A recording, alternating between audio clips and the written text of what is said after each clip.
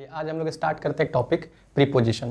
Preposition start करने से पहले क्या है कि अगर आपको कुछ पहले से बेसिक पार्ट्स ऑफ स्पीच का नॉलेज है तो आपको ये क्लियरली सब पूरा अच्छे से समझ में आएगा। अगर थोड़ा बहुत आप कमज़ोर हैं पार्ट्स ऑफ स्पीच के अकॉर्डिंग, फिर भी कोशिश करेंगे कि उन सब चीज़ को डिस्कस किया जाए ताकि आपको ज़्यादा प्रॉब्लम नहीं हो। तो चलिए स्टार्ट करते हैं प्रीपोजिशन।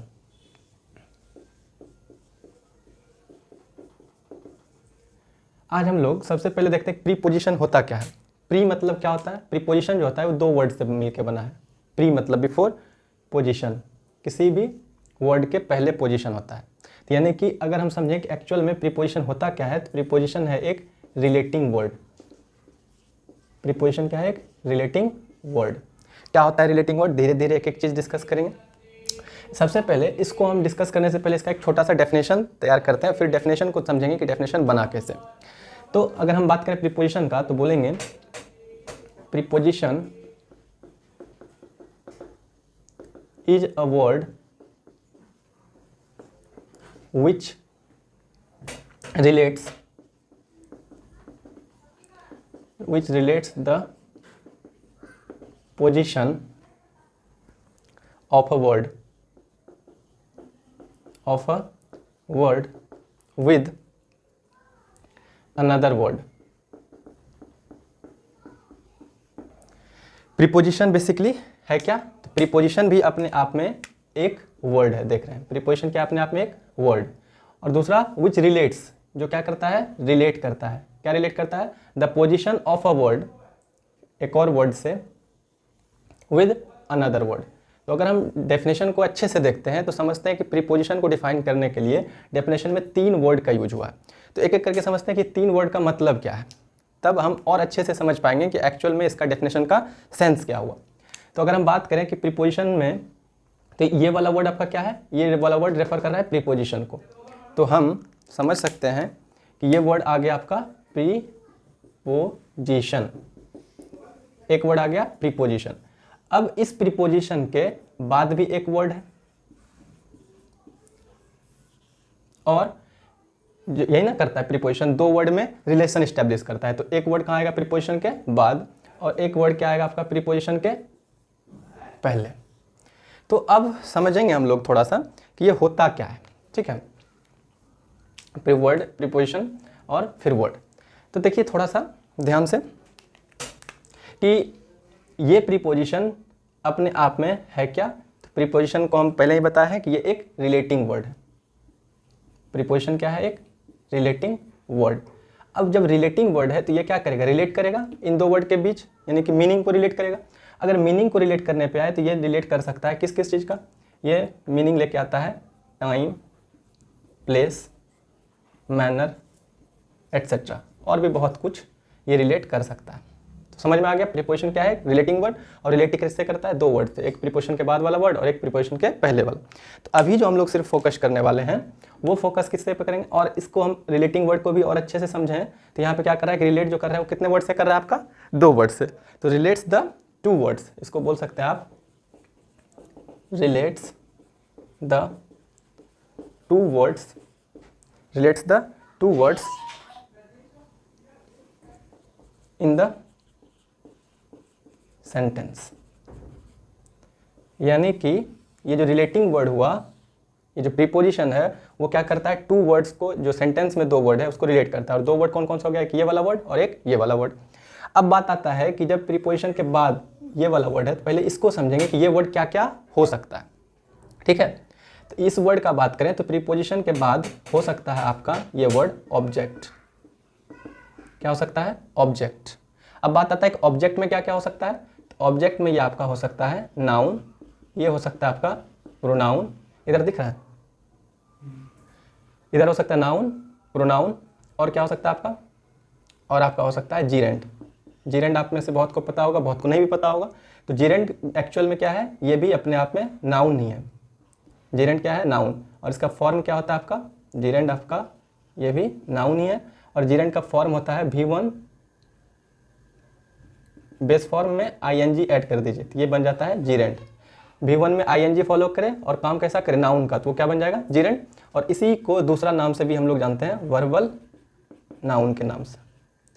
तो बेसिकली हम लोग क्या समझे अभी बेसिकली समझे कि प्रीपोजिशन के जो बाद वाला वर्ड है जिससे कि वो रिलेशन दिखाएगा, वो वर्ड आपका हो क्या सकता है, ऑब्जेक्ट हो सकता है पहला बात। अब ऑब्जेक्ट में क्या क्या हो सकता है, तो ऑब्जेक्ट में या तो नाउन होगा, या तो प्रोनाउन होगा, या तो जीरेंड होगा। और जीरेंड का ही एक और नाम आपका क्या है, वर्बल नाउन। यह समझ सकते हैं कि इसमें यहाँ पे जो भी वर्ड आप देख रहे हैं ये नाउन इक्विवेलेंट होना चाहिए, मतलब वर्ड कैसा भी हो लेकिन काम कैसा करना चाहिए, नाउन के जैसा, तो उसको हम लोग यहाँ पे यूज करेंगे। आपको बेसिकली ध्यान में क्या रखना है कि यहाँ पे बेसिकली यूज करना है नाउन का, प्रोनाउन का और जीरेंड का। यहाँ तक समझ में आ गया। तो अगर हम देखें थोड़ा सा अच्छे से, तो अभी क्या सीखे, प्रीपोजिशन, प्रीपोजिशन के बाद आया वर्ड, और ये वर्ड हो क्या सकता है, ऑब्जेक्ट, ऑब्जेक्ट में नाउन, प्रोनाउन और जीरेंड हो सकता है। जीरेंड कैसा दिखेगा, V1 प्लस ING। इसका एक एक करके एग्जांपल्स भी देखेंगे, लेकिन पहले अभी समझते हैं कि जब प्रीपोजिशन एक वर्ड था तो इसको तो प्रीपोजिशन बोले, लेकिन अगर प्रीपोजिशन के साथ ये वर्ड मिल गया, यानी कि प्रीपोजिशन के साथ आपका आ गया नाउन, या प्रीपोजिशन के साथ आ गया प्रोनाउन, या प्रीपोजिशन के साथ आ गया जीरेंड, तो हम लोग क्या करते हैं कि ये वाला सेगमेंट जो आप देख रहे हैं, ये पूरा वर्ड प्रीपोजिशन के साथ एक से ज़्यादा वर्ड हो गया, इसको हम लोग बोलते हैं फ्रेज। अब फ्रेज में ये कैसा आप फ्रेज बनाएगा, तो चूंकि ये प्रीपोजिशन के बाद कुछ वर्ड है तो इसमें मेन वर्ड कौन सा है, प्रीपोजिशन, तो एक से ज़्यादा वर्ड हो गया तो इसको बोलेंगे प्रीपोजिशनल फ्रेज। ये टेक्निकल वर्ड सब जो लिख रहे हैं इससे डरिएगा नहीं, यही वर्ड आपको प्रीपोजिशन में बहुत हल्का महसूस कराएगा, सीखने में ईजी दिलाएगा, ईजी से समझ में आएगा आपको। तो हम लोग क्या समझे, ये था प्रीपोजिशन के बाद आने वाला वर्ड, और प्रीपोजिशन और वर्ड मिल गया तो क्या बनाया, प्रीपोजिशनल फ्रेज। अब प्रीपोजिशनल फ्रेज जो होता है इसको भी समझ सकते हैं कि प्रीपोजिशनल फ्रेज दो कैटेगरी का हमको यहाँ पे बना के देता है। प्रीपोजिशनल फ्रेज कितने तरह से बना के देता है, दो। ये प्रीपोजिशनल फ्रेज बनता है, ये प्रीपोजिशनल फ्रेज हो सकता है आपका या तो एडजेक्टिव फ्रेज, या तो हो सकता है आपका एडवर्ब फ्रेज। ये क्या क्या हो सकता है आपका, प्रीपोजिशनल फ्रेज या तो एडजेक्टिव फ्रेज के तरह काम करेगा, या तो एडवर्ब फ्रेज की तरह काम करेगा। क्लियर हो गया। अब समझ में आना चाहिए आपको थोड़ा सा एडजेक्टिव और एडवर्ब में बेसिकली डिफरेंस क्या होता है। ठीक है, देखो यहाँ पे हम क्या बोले, एक वर्ड है नाउन, दूसरा प्रोनाउन, फिर एडजेक्टिव, फिर वर्ब, ये हो गया आपका एडवर्ब। यहाँ तक क्लियर है। चलिए इसमें हमको क्या ध्यान रखना है, एडजेक्टिव और एडवर्ब को समझने के लिए हम एक छोटा सा आपके पास ये चार्ट तैयार किए। इसमें से अगर आप बात कीजिएगा एडजेक्टिव को, एडजेक्टिव किसको क्वालिफाई करेगा, एडजेक्टिव क्वालिफाई करेगा या तो प्रोनाउन को या तो नाउन को। एडजेक्टिव किसको किसको क्वालिफाई करेगा, या एडजेक्टिव किसको डिस्क्राइब करेगा, एडजेक्टिव डिस्क्राइब करेगा या तो प्रोनाउन को या तो नाउन को। समझ में आया। अगर बात करें एडवर्ब, एडवर्ब किसको क्वालिफाई करेगा, क्वालिफाई मतलब होता है एडवर्ब किसको फॉलो करता है, किसको फॉलो करता है, एडवर्ब या तो फॉलो करेगा एडजेक्टिव को, या तो वर्ब को, या तो खुद एडवर्ब को। ये थोड़ा सा मैप रखिएगा दिमाग में, तो इससे बहुत हेल्प मिलेगा। क्या समझे अभी, एडजेक्टिव जो होता है वो बेसिकली किसको क्वालिफाई करता है, नाउन या प्रोनाउन को। एडवर्ब किसको क्वालिफाई करता है, या तो एडजेक्टिव को क्वालिफाई करता है, या तो वर्ब को क्वालिफाई करता है, या तो एडवर्ब को क्वालिफाई करता है। यहाँ तक आई होप कि आपको समझ में आया। तो हम लोग जो अभी तक सीखे हैं, ये सीखे प्रीपोजिशन क्या करता है, रिलेटिंग वर्ड है, रिलेट किससे करता है, दो वर्ड को सेंटेंस में, और दो वर्ड कौन हो सकता है, एक प्रीपोजिशन के बाद और एक प्रीपोजिशन के पहले। तो जो प्रीपोजिशन के बाद वाला वर्ड होता है वो बेसिकली क्या होता है आपका ऑब्जेक्ट, ऑब्जेक्ट में क्या हो सकता है नाउन, प्रोनाउन और जीरेंड, जीरेंड में क्या होता है V1 प्लस ING, इसी का एक और नाम क्या है आपका वर्बल नाउन। और जब ये वर्ड प्रीपोजिशन के साथ मिल जाता है तो इसका एक अलग नाम हो जाता है, कैसा, प्रीपोजिशनल फ्रेज।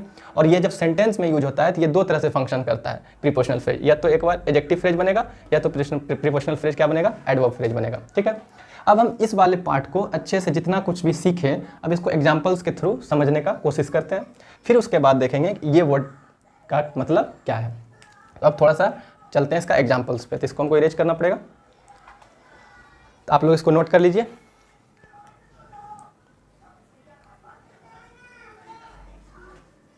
तो हम लोग जो अभी सीखे थे उसको थोड़ा सा हम यहाँ पे शॉर्ट में लिख देते हैं, फिर उसका एग्जाम्पल्स देखते हैं। अभी देखे थे कि प्रीपोजिशन बेसिकली आपका है क्या, ये एक सामने में वर्ड आता है और एक पीछे भी वर्ड आता है, यानी कि दो, एक वर्ड पहले और एक वर्ड बाद। तो अभी हम लोग डिस्कस किए थे किसका, इस वाले वर्ड का।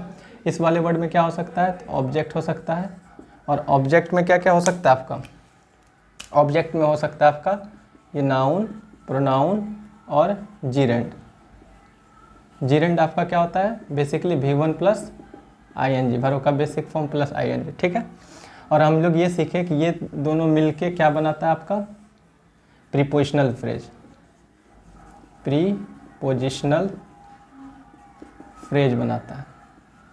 और ये प्रीपोजिशनल फ्रेज बेसिकली कितना तरह का होता है? 2 तरह का, एक एडजेक्टिव फ्रेज और एक एडवर्ब फ्रेज। और ये पॉइंट सीखे, और इसमें के बाद एक पॉइंट सीखे थे हम यहाँ पे, नाउन, प्रोनाउन, एडजेक्टिव, वर्ब और एडवर्ब।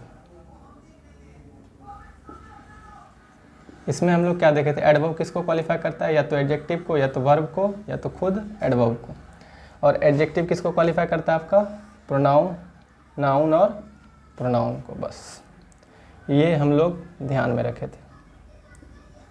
चलिए, तो हम लोग इस वाले इसको समझते हैं एग्जाम्पल्स के थ्रू। इसको समझने के लिए थोड़ा सा पहले हम समझते हैं सेंटेंस का बिहेवियर। क्या है कि सेंटेंस में ही 2 वर्ड यूज होता है आपका। अब सेंटेंस बेसिकली आपका होता क्या है? सेंटेंस बेसिकली बनता है आपका सब्जेक्ट, वर्ब और ऑब्जेक्ट। ये जो बोलते हैं यहाँ पे ऑब्जेक्ट, ये ऑब्जेक्ट बेसिकली किसका होता है? वर्ब का।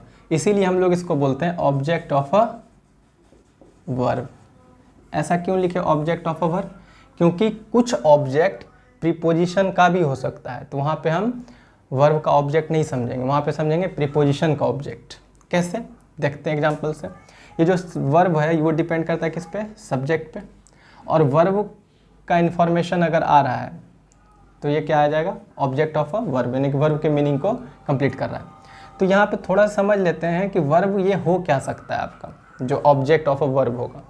तो वर्ब का बेसिकली एक कैटेगरी हम बनाते हैं यहाँ पे, थोड़ा सा, ज़्यादा नहीं, यहाँ पे इतना ही अभी आप याद रखिए, बाकी और डिटेल में बाद में डिस्कस करेंगे।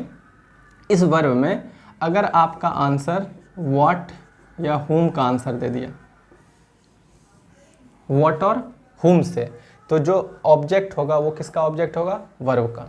ठीक। और व्हाट और हुम से ऑब्जेक्ट, ये व्हाट और हुम से अगर आंसर नहीं आएगा तो वो वर्ब का ऑब्जेक्ट नहीं होगा वहाँ पे। ठीक है, कैसे इसको समझते हैं थोड़ा सा अच्छे से। जैसे सपोज कीजिए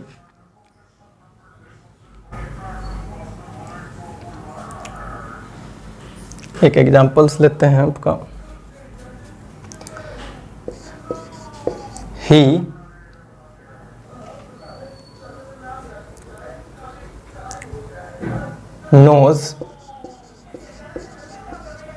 knows शीता। He knows शीता।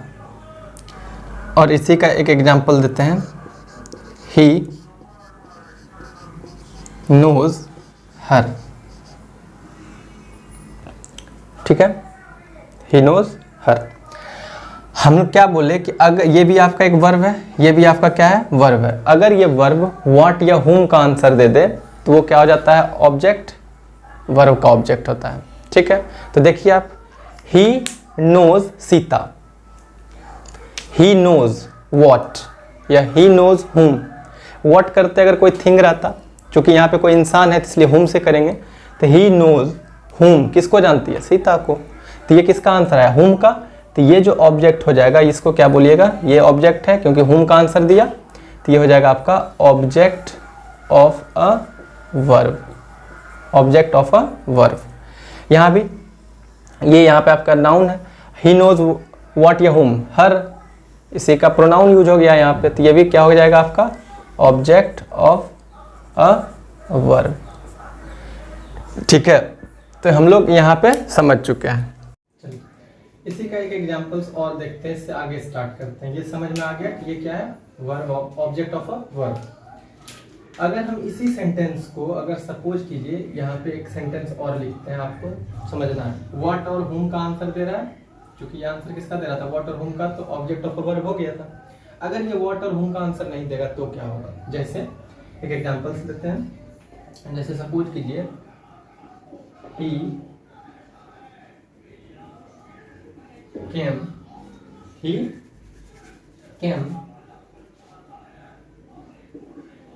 the class। एक सेंटेंस, फिर एक सेंटेंस और लेते हैं समझने के लिए। he came शीता। एक और सेंटेंस लिखते हैं, ही केम हर। तो इस वाले केस में क्या हो रहा है कि यहाँ तो व्हाट और whom का आंसर डायरेक्ट आ रहा है। अगर यहाँ पे क्वेश्चन करके देखो, ही केम व्हाट, आया, क्या आया, क्लास। किसको आया, क्लास। तो आंसर मिल रहा है आपको, सटीक आंसर नहीं मिल रहा है, यानी कि व्हाट और whom का आंसर नहीं मिल रहा है आपको यहाँ पे। तो बेसिकली जब व्हाट और whom का आंसर नहीं मिलेगा वहां पे, तो आंसर क्या मिल रहा है, या तो मिलेगा आपको वेयर का, he came where in the class. समझ में आ रहा है बात को। तो हम क्या बोले कि अगर व्हाट और whom से आपका आंसर नहीं मिलके अगर वेयर हाउ, इसमें देखिए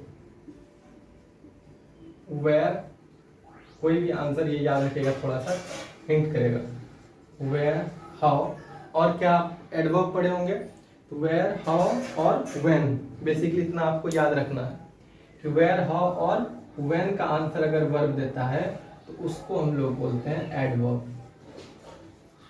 ये थर्ड पॉइंट हो गया आपका, ये फर्स्ट। क्लियर। तो यहाँ पे ही केम व्हाट और whom का आंसर नहीं आया, तो ये ऑब्जेक्ट ऑफ अ वर्ब नहीं होगा। ही केम व्हाट या whom सटीक नहीं बैठ रहा है, तो ये भी जो सीता है ऑब्जेक्ट है, लेकिन ये वर्ब का ऑब्जेक्ट नहीं होगा, क्योंकि यहाँ पे व्हाट और whom का आंसर नहीं दे रहा है। ये क्लियरली समझ में आ गया कि ये ऑब्जेक्ट वर्ब के लिए नहीं है, तो किसके लिए है। तो यहाँ पे आपका रोल आता है प्रीपोजिशन का, यहाँ पे खेल आता है प्रीपोजिशन का। अब बात आता है कि यहाँ पे कौन सा प्रीपोजिशन लगेगा, तो ये प्रीपोजिशन लगता है अकॉर्डिंग टू मीनिंग के अकॉर्डिंग। और आपको पहले ही बताए थे कि जो रिलेटिंग वर्ड होता है वो जो प्रीपोजिशन होता है उससे बहुत चीज दिखा सकते हैं, टाइम दिखा सकते हैं, प्लेस दिखा सकते हैं, मैनर दिखा सकते हैं, रिएक्शन दिखा सकते हैं, पोजीशन दिखा सकते हैं, बहुत कुछ दिखा सकते हैं। तो अब यहाँ पे इस मीनिंग के लिए जो फिट करेगा तो वहां पे वो प्रीपोजिशन हो जाएगा। तो आप सोचेंगे कि हम कैसे फिट करें, तो ये जैसे जैसे हम लोग प्रीपोजिशन सीखेंगे तो वो डाउट आपका क्लियर हो जाएगा। तो जैसे यहाँ पे देखिए ही केम वेयर, इसका आंसर होता है इन द क्लास, ये इन का प्रीपोजिशन सुटेबल कर रहा है। दूसरा शब्द ये भी होता है कि जरूरी नहीं है कि एक सेंटेंस में एक ही प्रीपोजिशन हो। क्लियर। एक ही सेंटेंस में के लिए, एक सेंटेंस के लिए एक ही प्रीपोजिशन फिक्स होना जरूरी नहीं है। इस बात को आप थोड़ा सा समझ लीजिए पहले से ही। यानी कि कहने का मतलब यहाँ पे एक और पॉइंट आप लिख सकते हैं कि सेम प्रीपोजिशन दिख रहा है बाला, सेम प्रीपोजिशन इधर पूरा आ रहा है। इस वाले पॉइंट को हम यहां लिख देते हैं, ये आपको समझ लेना है। सेम प्रीपोजिशन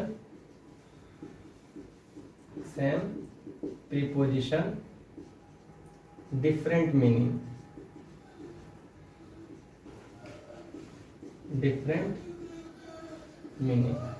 मतलब एक ही प्रीपोजिशन के लिए बहुत अलग अलग मीनिंग हो सकता है और अलग अलग मीनिंग के लिए एक ही प्रीपोजिशन भी हो सकता है। क्या समझ में आया। मतलब ये रटना नहीं है कि यहाँ पे एक ही प्रीपोजिशन होगा। प्रीपोजिशन बहुत वैरायटी ऑफ प्रीपोजिशन होता है और एक सेंटेंस में एक से ज्यादा प्रीपोजिशन फिट बैठ सकता है। तो आपको ये बात हमेशा याद रखना है कि सेम प्रीपोजिशन का डिफरेंट मीनिंग हो सकता है और बहुत मीनिंग का सेम प्रीपोजिशन भी हो सकता है। जैसे जैसे क्लास आगे जाएगा ये पॉइंट भी आपको समझ में आता जाएगा। तो यहाँ पे हम एक चीज तो क्लियर हो गया कि ये वर्ब का ऑब्जेक्ट नहीं है, इसलिए यहाँ पे कुछ एक प्रीपोजिशन फिट करना पड़ा। तो ये जो आपका ऑब्जेक्ट बना वो क्या बना, प्रीपोजिशन का object in the class, object of preposition, object of preposition है यहाँ पे। इस वाले केस में क्या होगा, ही केम सीता, ही केम टू सीता हो सकता है, ही केम बिफोर सीता हो सकता है अकॉर्डिंग टू द मीनिंग, या फिर हो सकता है ही केम टू हर। तो यहाँ पे आपको क्या समझ में आया कि अब जो ये बना सीता, ये क्या है आपका, ये दोनों मिलके क्या बना दिया, ऑब्जेक्ट ऑफ प्रीपोजिशन। यानी सीता जो है इस प्रीपोजिशन का ऑब्जेक्ट है, द क्लास इस इन का ऑब्जेक्ट है, यानी कि इस प्रीपोजिशन का ऑब्जेक्ट है, और हर यहाँ पे क्या है, इस प्रीपोजिशन का ऑब्जेक्ट है। तो हम लोग क्या सीखे थे, यहाँ पे देखिए पॉइंट पे आइए कि जो प्रीपोजिशन के बाद जो आने वाला वर्ड हो सकता है वो हो सकता है नाउन, होने वाला वर्ड हो सकता है प्रोनाउन। तो देखिए नाउन भी है और प्रोनाउन भी है, और यहाँ पे ये बन क्या गया है, प्रीपोजिशनल ऑब्जेक्ट, और इस दोनों को मिला देंगे तो प्रीपोजिशनल फ्रेज। इस दोनों को मिला देंगे तो प्रीपोजिशनल फ्रेज, इस दोनों को भी मिला देंगे तो क्या हो जाएगा, प्रीपोजिशनल फ्रेज। आई होप कितना समझ में आ गया होगा आपको कि वर्ब के बाद जो ऑब्जेक्ट होता है वो वर्ब का ऑब्जेक्ट भी हो सकता है और वर्ब का ऑब्जेक्ट नहीं भी हो सकता है। अगर वर्ब का ऑब्जेक्ट नहीं है तो वहाँ पे कोई प्रीपोजिशन लगा देंगे तो प्रीपोजिशन का ऑब्जेक्ट हो जाएगा। ठीक, इन चीज़ों का डिस्कशन और आगे करेंगे, जैसे जब हम अभी तो ये प्रीपोजिशन का इंट्रोडक्शन है यानी कि डेफिनेशन को समझ रहे हैं अभी, फिर सेकंड में आएगा टाइप्स ऑफ प्रीपोजिशन, फिर थर्ड वीडियो आएगा आपका एप्लीकेशंस ऑफ प्रीपोजिशन, उसमें और डिटेल में समझेंगे इसको, तब आपके लिए प्रीपोजिशन बहुत हल्का हो जाएगा। तो यहाँ पे हमारा दो कॉन्सेप्ट सीखने का मोटिव था, एक ऑब्जेक्ट ऑफ अ वर्ब और ऑब्जेक्ट ऑफ अ प्रीपोजिशन। चलिए अब नेक्स्ट बढ़ते हैं। तो यहाँ पे हमको एक एक एग्जांपल करा के देना था, एक नाउन का एग्जांपल यानी कि यहाँ प्रीपोजिशन का नाउन आ सकता है, प्रीपोजिशन के बाद प्रोनाउन आ सकता है और इसके जिरेंड आ सकता है। तो फिर से एग्जांपल्स देके क्लियर करते हैं और फिर तब हम लोग जाएंगे इस वाले वर्ड पे, समझेंगे कि ये वर्ड क्या क्या हो सकता है। चलिए इतना लिख लीजिए, तब आगे बढ़ते हैं। तो हम लोग जो अभी देख रहे थे कि प्रीपोजिशन के बाद आने वाला वर्ड हो सकता है ऑब्जेक्ट, नाउन, प्रोनाउन, जिरेंड, उसका एक एग्जांपल्स देख लेते हैं एक एक करके। तो फर्स्ट एग्जांपल है आपका आई गो देयर आफ्टर मोहन। ये जो है आपका क्या है, आफ्टर यहाँ पे प्रीपोजिशन, और इसका मोहन क्या है, नाउन। क्लियर? तो यानी कि प्रीपोजिशन के बाद क्या आया, नाउन आया। Second, I go there after him, same sentence, इस नाउन को रिप्लेस कर दिए प्रोनाउन से, तो यानी कि ये भी समझ में आ गया, ये आपका क्या है, प्रीपोजिशन। तो यानी कि ये भी आपका प्रीपोजिशन का ऑब्जेक्ट हो गया हिम। तो प्रीपोजिशन के बाद हो सकता है नाउन, प्रीपोजिशन के बाद हो सकता है प्रोनाउन। थर्ड एक एग्जांपल्स आपका बताए थे, हो सकता है आपका जिरेंड भी हो सकता है, जैसे I go there after him, उसके जाने के बाद मैं वहाँ जाता हूँ। I went there after doing his work, after doing his work. तो यहाँ पे देखो आफ्टर फिर से क्या है आपका, प्रीपोजिशन।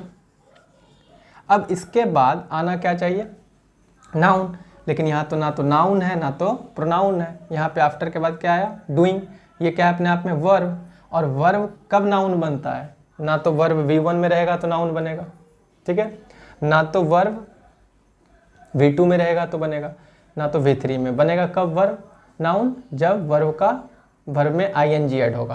तो यहाँ से हम समझ में आ गया कि प्रीपोजिशन है तो इसके बाद तो आना चाहिए नाउन, लेकिन है वर्ब, लेकिन इसको नाउन बनाया गया तो क्या ऐड करके, ING जोड़ के। अगर यहाँ पे ING हटा देता तो ये सेंटेंस गलत हो जाता, क्यों, क्योंकि प्रीपोजिशन के बाद हमेशा नाउन या प्रोनाउन आता है। तो हम क्या किए कि जो वर्ब है उसको बना दिए हम नाउन ING ऐड करके, और इस तरह से ये नाउन किससे बना, वर्ब से। तो इसीलिए इसको क्या बोलते हैं, एक नाम है जिरेंड भी बोलते हैं इसको, और वर्बल नाउन भी बोलते हैं। तो अब ये सेंटेंस सही हो गया, डूइंग हिज वर्क। समझ में आ गया? तो नाउन का भी एग्जाम्पल देख लिए, प्रोनाउन का भी एग्जाम्पल देख लिए, और किसका देख लिए, जिरेंड का भी देख लिया। एक और देख लेते हैं थोड़ा सा, राम इन the class found the book. यहाँ पे प्रीपोजिशन कहाँ है, इन, और द क्लास क्या हो गया आपका, इसका ऑब्जेक्ट, नाउन। यहाँ पे जो आपका ये देख रहे हैं इन the class, Ram in the class, ये प्रीपोजिशन का ऑब्जेक्ट है। ये कर क्या रहा है, ये एक्स्ट्रा इंफॉर्मेशन दे रहा है, किसके बारे में, राम के बारे में। ये क्या दे रहा है, एक्स्ट्रा इंफॉर्मेशन। यानी कि प्रीपोजिशन प्लस नाउन जो होता है वो एक और काम कर सकता है, किसी दूसरे नाउन का एक्स्ट्रा इंफॉर्मेशन दे सकता है। राम के बारे में बताया कि राम कहाँ है, क्लास में, फाउंड द बुक, खोजते हुए।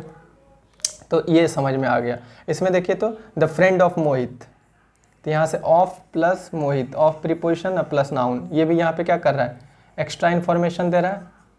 किसका एक्स्ट्रा इन्फॉर्मेशन दे रहा है, फ्रेंड का। समझ में आ रहा है बात को? तो ये हम एक एक एग्जाम्पल समझ लिए अच्छे से, ठीक।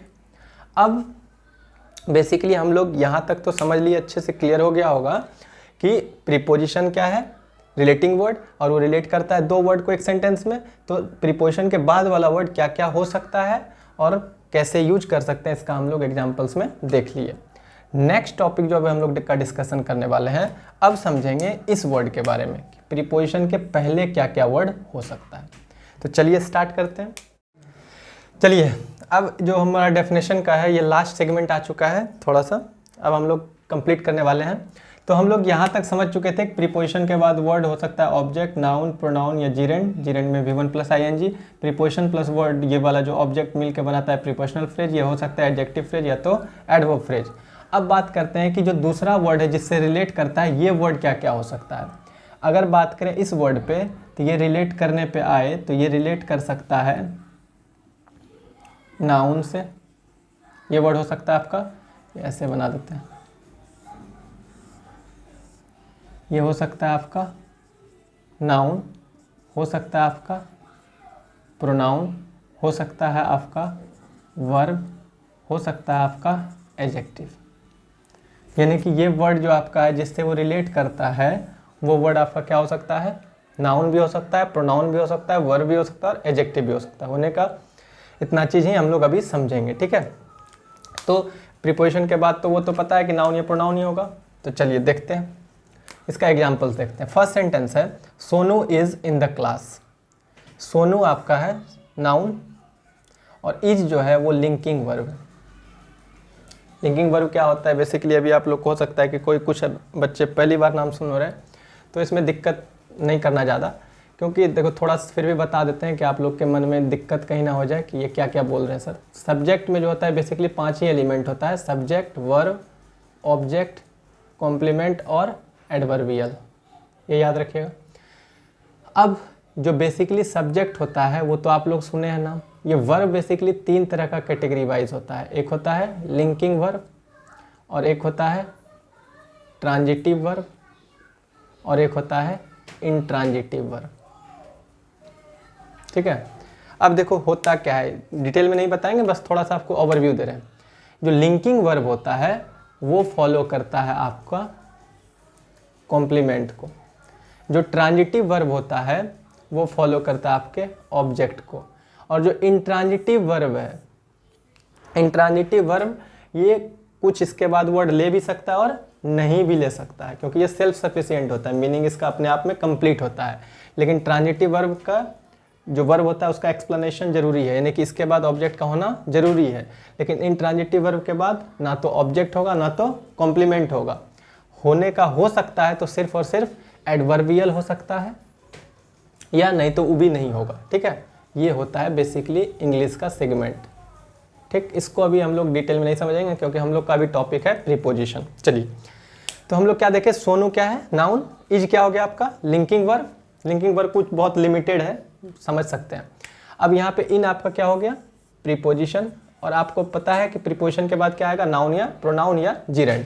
तो यहाँ पे द क्लास आपका क्या है नाउन, तो ये आपका प्रीपोजिशन के एक वर्ड मिल गया। अब ये जो द क्लास है ये सोचिए किससे का रिलेशन दिखा रहा है, Sonu is in the class, यानी कि जो द क्लास है किससे रिलेशन दिखा रहा है। एक दूसरा वर्ड क्या है, ये प्रीपोजिशन के लिए एक दूसरा वर्ड है आपका सोनू के बारे में बात हो रहा है, और सोनू आपका क्या है नाउन।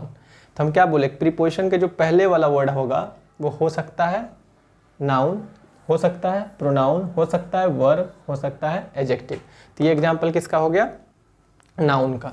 सेकेंड एग्जाम्पल देखिए, he is in the class.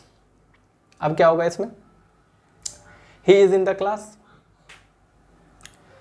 Same preposition, the class noun, preposition के बाद वाला हो गया। और ये भी किसके रिलेट कर रहा है, ये ही से कर रहा है। तो यहाँ पे ही क्या है आपका प्रोनाउन, तो यानी कि ये यहाँ पे प्रोनाउन से रिलेट कर रहा है, और ये क्या आपका नाउन हो गया। Third, Sonu came in the class, in यहाँ पे प्रीपोजिशन, यहाँ पे द क्लास नाउन, और ये कैम आया, ये आने पे फोकस कर रहा है ना, ये कैम को रिलेट कर रहा है और ये क्लास को, ठीक है। तो ये आपको रिलेशन किससे दिखाया, एक ये रिलेशन दिखा रहा है कैम से। Sonu came in the class, Sonu found the book in the class, in preposition. The class क्या हो गया आपका प्रीपोजिशन के बाद नाउन, और इसके पहले जो द बुक देख रहे हैं ये भी आपका क्या है यहाँ पे नाउन। तो यहाँ पे ये नाउन से रिलेट किया, ये भी नाउन आया इसके बाद। नेक्स्ट है Sonu found the book safe in the class, in क्या हो गया आपका प्रीपोजिशन, और प्रीपोजिशन के बाद क्या आ गया आपका नाउन, और यहाँ पे जो रिलेशन दिखा रहा है वो किससे, सेफ से, और सेफ क्या हो गया अपने आप में एडजेक्टिव, ठीक है। सेफ क्या हो गया, एडजेक्टिव। अब एक और चीज़ यहीं पे लगे हाथ समझ लेते हैं इस पांचों एग्जाम्पल्स में। हम क्या सीखे थे कि प्रीपोजिशन प्लस वर्ड अगर आपका क्या हो, नाउन प्रोनाउन या जीरेंड हो, तो वो मिलके क्या बनाता है, प्रीपोजिशनल फ्रेज। क्या बनाता है, प्रीपोजिशनल फ्रेज। और प्रीपोजिशनल फ्रेज कितना तरह का, एडजेक्टिव फ्रेज या एडवर्ब फ्रेज। तो देखो ये भी हमारा क्या हो गया, प्रीपोजिशनल फ्रेज, ये भी क्या हो गया हमारा, प्रीपोजिशनल फ्रेज, ये भी क्या हो गया हमारा, प्रीपोजिशनल फ्रेज, ये प्रीपोजिशनल फ्रेज, ये भी प्रीपोजिशनल फ्रेज। लेकिन सबका फंक्शन अलग अलग है। बोलो कैसे। अब देखो ये जो ये प्रीपोजिशनल फ्रेज है, ये किसको क्वालिफाई कर रहा है, नाउन को। अगर कोई प्रीपोजिशनल फ्रेज नाउन को क्वालिफाई करे तो नाउन को क्वालिफाई कौन करता है, एडजेक्टिव, नाउन या प्रोनाउन को। एडजेक्टिव किसको करता है, नाउन या प्रोनाउन को। एडवर्ब किसको करता है, एडजेक्टिव को भी करता है, वर्ब को भी करता है और एडवर्ब को भी कर सकता है। ठीक है, तो अभी हम लोग उतना डीप नहीं जाएंगे, इतना जानेंगे जितना हम लोग के लिए जरूरी है। तो इन द क्लास ये क्या हो गया आपका प्रीपोजिशनल फ्रेज, फॉलो किसको कर रहा है, सोनू को। सोनू क्या है, नाउन। तो जो नाउन को फॉलो करता है तो ये क्या बन गया आपका, एडजेक्टिव फ्रेज। तो प्रीपोजिशनल फ्रेज में भी पूछ ले कोई कैसा फ्रेज है तो आप बोलिएगा adjective phrase. Second, he is in the class, ये भी आपका प्रीपोजिशनल फ्रेज है। फॉलो किसको कर रहा है, प्रोनाउन को। अगर कोई प्रीपोजिशनल फ्रेज प्रोनाउन को फॉलो करे तब भी उसको क्या बोलते हैं, एडजेक्टिव। एक वर्ड रहता तो एडजेक्टिव, ये एक से ज़्यादा वर्ड है तो ये प्रीपोजिशनल फ्रेज कैसा है, तो ये भी है आपका adjective phrase. Next, Sonu came in the class, ये इन द क्लास क्या है, ये भी प्रीपोजिशनल फ्रेज है लेकिन ये फॉलो किसको कर रहा है, किसको डिस्क्राइब कर रहा है, कैम को। कैम क्या है अपने आप में, वर्ब। और अगर कोई वर्ब को क्वालिफाई करे तो क्या बन जाएगा आपका, एडवर्ब फ्रेज। सिमिलर यहाँ पे ये क्या किया, नाउन, बुक है तो ये बुक नाउन को क्वालिफाई कर रहा है ये फ्रेज, तो ये एडजेक्टिव फ्रेज। और ये क्या हो गया, एडजेक्टिव को क्वालिफाई कर रहा है तो ये एडवर्ब फ्रेज। ठीक है, अब सेंटेंस भी देख लीजिए, ये जो नाउन को और प्रोनाउन को क्वालिफाई करे वो तो हो ही गया। अब जो एडवर्ब होता है वो बेसिकली किसका आंसर देता है, वेयर, हाउ और व्हेन का। तो देखिए ध्यान से कि जहाँ पे एडवर्ब लिखा है उसी का आंसर दिया होगा। ये कौन सा है आपका एडवर्ब फ्रेज, एक ये है और एक एडवर्ब फ्रेज ये है। इस सेंटेंस को पढ़िए, Sonu came in the class, Sonu came, where, how और व्हेन, तीनों में से किसका आंसर दिया, सोनू कैम, वेयर। तो वेयर का आंसर दिया ये पूरा, तो ये बन गया एडवर्ब फ्रेज। और एडवर्ब फ्रेज किसको बोले, इसको। तो यहाँ पे वर्ब ढूंढिए, फाउंड है ना, सोनू फाउंड, ये किसको डिस्क्राइब कर रहा है, फाउंड को नहीं डिस्क्राइब कर रहा है, एडजेक्टिव को, है ना। तो एडजेक्टिव को कौन डिस्क्राइब करता है, एडवर्ब। तो सेफ, वेयर, सेफ सुरक्षित रखा कहाँ, वेयर, इन द क्लास, तो इसको डिस्क्राइब किया ये वेयर से, तो ये भी आपका क्या बन गया, एडवर्ब फ्रेज। तो बेसिकली अभी हम लोग क्या किए, डेफिनेशन जो तैयार किए थे उसका एक एक बारीकी से हम लोग समझने का कोशिश किए कि ये जो रिलेट करता है दो वर्ड से, वो दो वर्ड क्या क्या हो सकता है। और एक बात आपको ध्यान रखना है कि जब भी प्रीपोजिशन यहाँ पे, तो ये पॉइंट 1 याद रखिए, पॉइंट 2 ध्यान रखिए, पॉइंट 3 कि सेम प्रीपोजिशन का डिफरेंट मीनिंग, और पॉइंट 4 हमेशा याद रखिए कि प्रीपोजिशन के बाद हमेशा ऑब्जेक्टिव केस यानी कि ऑब्जेक्ट आता है, तो कभी भी प्रीपोजिशन के बाद आई नहीं हो जाएगा, वो खाली बात का बात है। बस इतना आप अभी के लिए समझ लीजिए। चलिए, आई होप कि यहाँ तक आपको इंट्रोडक्शन समझ में आ चुका होगा कि बेसिकली प्रीपोजिशन होता क्या है, यूज कैसे करते हैं। तो जैसे जैसे हम लोग क्लास आगे चलेंगे तो एक एक चीज़ आपको डिस्कस करेंगे जब, तो आपको बहुत आसान लगेगा प्रीपोजिशन को सीखने में। तो अभी के लिए हम लोग इतना ही रखते हैं और फिर नेक्स्ट क्लास में हम लोग मिलेंगे, टाइप्स ऑफ प्रीपोजिशन देखेंगे, फिर उसके बाद एप्लीकेशंस ऑफ प्रीपोजिशन, मतलब कहाँ कहाँ प्रीपोजिशन हम लोग को देखने को मिलता है, कैसा यूज होता है, और उसके बाद हम लोग जो स्टार्ट करेंगे प्रीपोजिशन का यूज सीखेंगे, कैसे प्रीपोजिशन का यूज करते हैं। तब फिर आप भी आसानी से ये सब चीज़ कर पाएंगे। अगर आपको अभी लग रहा है कि हम कैसे कैसे कर दिए, तो थोड़ा सा, क्योंकि हमको बहुत पहले से पार्ट्स ऑफ स्पीच आता है अच्छे से, अगर आपको नहीं आता है तो पहले उसको भी अच्छे से करना होगा, और नहीं भी आता है तो आप अगर अच्छे से इस वीडियो को देखेंगे आप सीक्वेंस में, तो आपको समझ में आएगा। तो चलिए मिलते हैं नेक्स्ट वीडियो में, आज के लिए।